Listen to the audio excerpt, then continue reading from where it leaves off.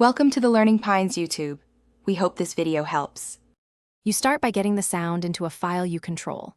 Open TikTok to the clip, tap the sound name, then save or favorite it so you can find it fast.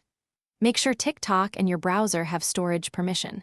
Once done, use a trusted downloader or screen recorder to capture the audio as an MP3 or M4A. You do this because the phone alarm app needs a local audio file, not just a TikTok link, so prepare a clean export before moving on. Now you turn that saved clip into a usable alarm tone. Download the audio or record and export it, then open a simple audio editor to trim silence and keep it within 30 to 60 seconds. Shorter is usually better for alarms. Save as MP3 or M4A and move the file into the device folder your clock app reads Android.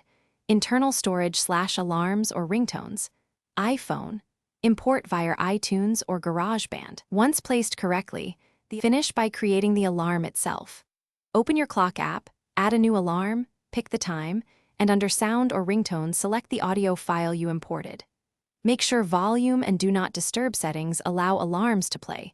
Once done, set a test alarm for a minute or two ahead to confirm it plays correctly.